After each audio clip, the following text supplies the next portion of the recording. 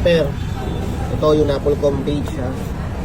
Parang may pinost sila kasi sinasabi na magpa-file sila ng complaint kay Norman Mangusin at siyam pa na iba. Okay?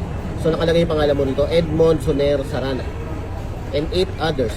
So kasama ka dyan.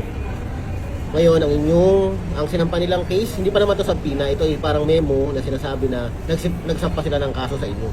Additional complaint nakalagay. Republic Act number 11917 or Private Security Services Industry Act. So parang sinasabi dito, yung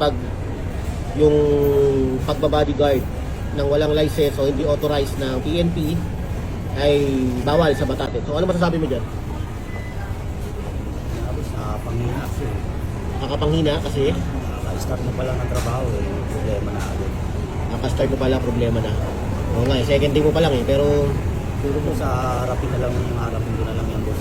para gawin mo, kung dumating sa pina mo, edi atin mo yung kaso, doon ka magpaliwanag sa korte kung ano talaga yung naging participation mo doon. Kung totoo man yun o hindi, doon ka mag-explain.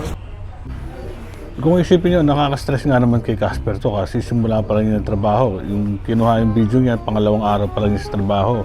At ito nga, yung boss niya, binibigyan siya ng advice tungkol sa mga, ito yung memo na lumabas na tungkol sa pagiging bodyguard niya kay Norman. Bawal daw yun. Kailangan daw niya harapin yan. Tama yun.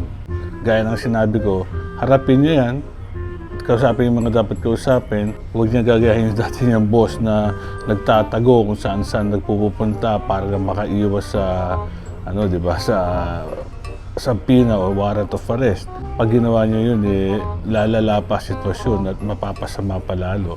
So Casper, good luck.